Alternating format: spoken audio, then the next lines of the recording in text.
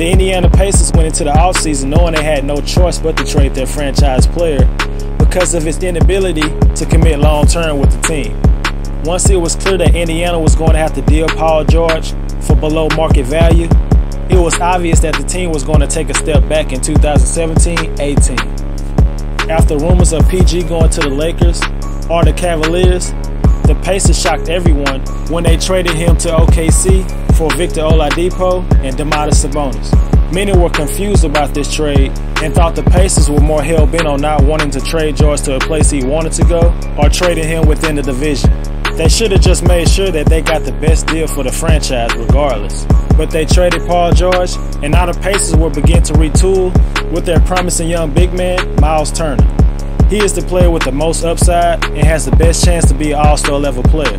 The Pacers are going to have a completely different roster this season with 9 new additions to the squad. It seems that the organization still want to remain somewhat competitive instead of going for a full rebuild. They signed Darren Collison and Bojan Bogdanovic to 2-year deals with the second year unguaranteed to remain flexible for the future. This will be Collison's second stint with the Pacers and has always been a reliable point guard over the years, and that should remain the case this year.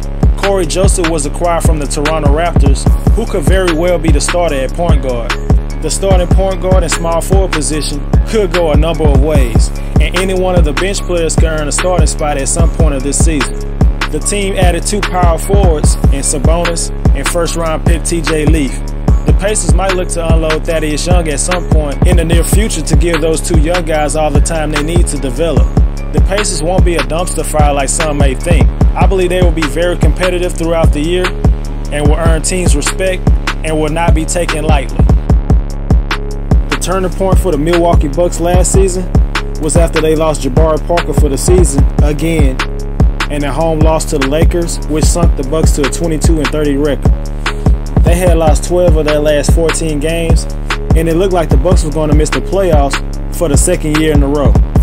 But the Bucks made a remarkable turnaround and was able to finish the season with a 20-10 record and reach the playoffs as a 6th seed in the Eastern Conference. Sharpshooter Chris Middleton came back from a torn hamstring to provide much-needed help for their superstar forward, Giannis Antetokounmpo.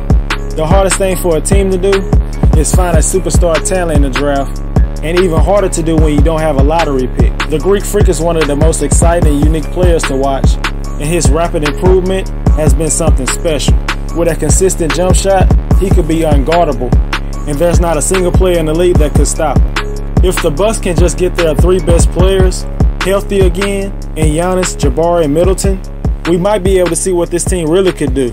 But the talent doesn't stop there. The organization did a great job in the 2016 draft by taking a risk and drafting Thon Maker and drafting the 2017 Rookie of the Year, Malcolm Brogdon, in the 2nd round. When was the last time a senior ended up winning that award? Tony Snell was able to prove that he could be a steady player on the wing and become a reliable 3-point shooter while defending scorers every night. He was rewarded with a nice contract this past offseason to stay with the Bucks for the next 4 years. With Jabari likely missing the first month due to recovery, the Bucks need Chris Middleton to have a breakout season. He needs to be a reliable second option, night in and night out. Even when Jabari comes back, Middleton still needs to stay aggressive and look for his shot. The Bucks used their first-round pick on Michigan forward DJ Wilson, who is a long and athletic big with range to the 3-point line. Some experts question the pick, but they also question the Bucks drafting Giannis and Thon Maker. So I'm pretty confident the Bucks know what kind of player Wilson can be. I see Giannis taking his game to another level and being one of the top candidates for league MVP. Can the Bucks win around 50 games for Giannis to have a chance to win the award? The Chicago Bulls teased their fans with a possible first-round upset bid of the top-seeded Boston Celtics, but an injury to Rondo ruined that and led to their demise. Even though some fans wanted the front office to add pieces around Butler, Wade, and Rondo, blowing it up was the best option. An option that probably should have happened last year. Before the draft, the Bulls cut ties with their superstar forward Jimmy Butler to start the rebuild. Even though I feel the Bulls didn't get back enough value, it's a step in the right direction because of the 2018 NBA draft class and the huge amount of possible cap space the Bulls will have next season something a lot of other teams can't say. Zach LaVine, Chris Dunn, and Lowry Marketing are Chicago Bulls now. It's time to see what they really made of. LaVine, who is up for an extension right now, is coming off a torn ACL from earlier this year and is the player who has the highest upside on the team. It will be interesting to see him play on a team without Towns and Wiggins and see what kind of player he can develop into. LaVine has always shown flashes of a possible all-star level player, but he was inconsistent a lot of his time with the Minnesota Timberwolves. But he still is young and has a lot to learn. Chris Dunn's rookie year was just plain awful for a top 5 pick. After many projected him as one of the most NBA ready, including myself, it seemed that he was everything but. He probably had one of the worst offensive rookie years for a top 5 pick in a long time. But he has a chance to bounce back from that and start for the Chicago Bulls. The opportunity is in front of him, and there are no excuses for Chris Dunn this upcoming season. Lowry Marketing is a talented big man who is known for his offensive game. A 7-footer with 3-point range and the mobility of a wing player is what every NBA team is looking for. He will have to gain more strength and become a better rebounder and a post defender for him to reach his full potential. Dwayne Wade was really good last season for a 34-year-old shooting guard, as he averaged around 18 points, 4 rebounds, and 4 assists per game. But his production doesn't do much for the Bulls' rebuilding efforts. Everybody knows that Wade doesn't belong on a team like Chicago, and there was a report that the Bulls are looking to buy out his contract in the next few months. Bulls need to find out what they have in young players like Denzel Valentine and Cameron Payne. Neither one played enough minutes for a proper evaluation last season. Paul Zipser and Bobby Porter showed progress last year and looked like they could be a part of the team's future. Chicago Bulls will be a lottery team next year, and from there, they can position themselves for great possibilities. Coming off being dominated in the NBA Finals, the Cleveland Cavaliers entered the offseason desperate to add difference makers to be able to compete with the Golden State Warriors. Their primary targets were Jimmy Butler and Paul George, but all of a sudden GM David Griffin was fired and trade negotiations fell apart, and the Cavaliers were left at the altar when OKC traded for PG and Minnesota traded for Jimmy Butler. So Cleveland's offseason got off to a rocky and disappointing start, and news got out that Kyrie Irving requested to be traded, and that news rocked the NBA. The 25-year-old NBA champion wanted to be in a situation where he could be more of the focal point and no longer be in the shadows of the great LeBron James. He was never going to get the credit he thought he deserved playing alongside LeBron. Cleveland didn't allow the fact that they were rivals with the Celtics keep them from dealing with them in the trade. On August 22nd, the Cavaliers traded Kyrie Irving to the Celtics for Isaiah Thomas, Jay Crowder, rookie Ante Zizic, and Brooklyn's 2018 first-round pick, which could be the number 1 pick in the draft. Normally in the trade, there's a winner and a loser. But in this case, I believe both teams made out well in this trade. Kyrie and LeBron's relationship seemed to be beyond repair, and something had to be done before training camp started. The Cavaliers got a package which allows them to compete for a championship this season and also set themselves up for the future whether LeBron James leaves or not. Isaiah Thomas had the best year of his career last season as he led the Celtics to the number 1 seed in the East. He is recovering from a right hip injury, which he did not have surgery on this offseason. There is currently no timetable for his return. He is one of the league's best scorers, but as good as he is on offense, he is just as bad on defense. Jay Crowder will be a very important player for the Cavaliers this season. He's the type of player you need to compete with the Golden State Warriors.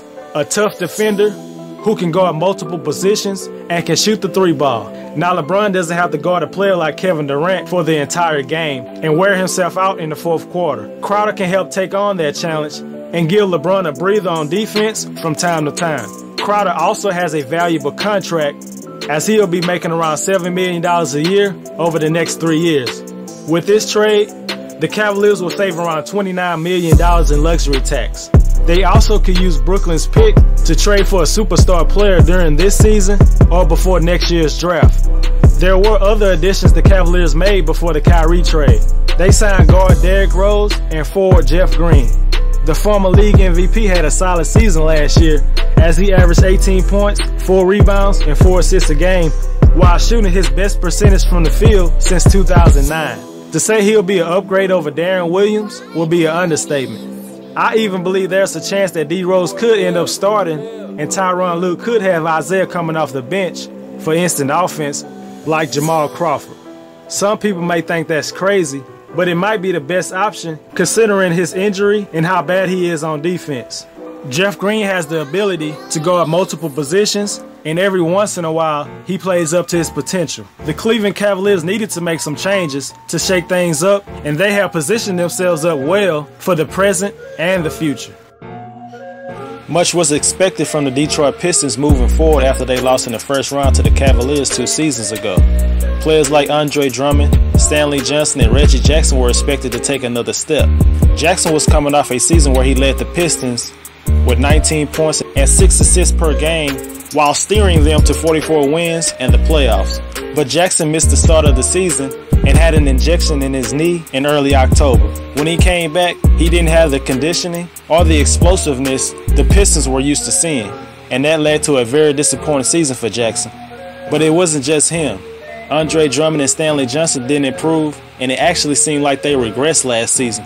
Once a highly touted prospect who was a top 10 pick over his first 2 seasons, Johnson is averaging 6 points per game, shooting less than 37%. He was supposed to be a supreme 3-and-D player that every team covets. The Pistons made a surprising move by trading for shooting guard Avery Bradley for Marcus Morris. Bradley is the ultimate 3-and-D player who has made so much improvement on the offensive end. He's a headache for opponents on the other end. He has earned the respect of many perimeter players around the league. That move essentially made the Pistons rescind the qualifying offer to Caldwell Pope, making him unrestricted. Signing KCP to a big contract would have put the team over the luxury tax. Being a luxury tax team that just missed the playoffs is not the position you want to be in for a franchise. The Pistons added first-round draft pick Luke Kennard and Langston Galloway through free agency. Kennard is a versatile scoring guard who has a nice feel for the game and could help the Pistons by stretching the defense out with his outside shooting. Signing Galloway was a head-scratcher when you already have Jackson, Ish Smith, Bradley, and Kennard on the team. Adding his salary of $6 million a year for 3 years is way too much for a team near the hard cap. I believe in order for the Pistons to bounce back, they need Reggie Jackson to be healthy and flash the potential he showed before last season. I believe that Jackson is more important to the team than their all-star center Andre Drummond. If the Pistons can't get their act together this year in this Eastern Conference, major changes will be needed after this season. In the Central Division, coming in 5th place is the Chicago Bulls. After wrestling between reloading and rebuilding over the years, the Bulls finally pulled the plug and traded their all-star forward. And with Dwayne Wade on his way out, the Bulls will probably have one of the youngest rosters in the league and will lose a lot of games this year. I have the Bulls winning between 18 and 22 games. In 4th place, the Indiana Pacers. The Pacers were another team that decided to trade their franchise player and move forward. All eyes are on center Miles Turner now. The Pacers will put the franchise in his hands for the time being. Along with some veteran free agent signings, the Pacers might not be a terrible team, but they will take a step back. I have the Pacers winning between 26 and 30 games. In 3rd place, the Detroit Pistons. The Pistons were a big disappointment last season, and their best players didn't play up to their potential. The team made a big move by trading for guard Avery Bradley that could spark the Pistons and get them back on track. I have the Pistons winning between 38 and 42 games. Coming in 2nd place, I have the Milwaukee Bucks. The Bucks could have the league MVP on their team this year. Even though they didn't make too many changes this offseason, they still are expected to make a jump in the Eastern Conference. So many young players on the team have so much more room for improvement. If they can get their big 3 to stay on the court, this team could have home court advantage in the first round of the playoffs. I have the Bucks winning between 44 and 48 games. And in 1st place, I have the Cleveland Cavaliers. Even if they only have Isaiah Thomas for half the season, due to injury, the Cavaliers still have the best player in the world. With players like Derrick Rose, Jay Crowder, and Jeff Green added to the team, the Cavaliers still should be a dangerous team. And if Isaiah can get back healthy during the season, the Cavaliers will most likely represent the East in the NBA Finals and maybe have a better chance at winning the championship than last year's team.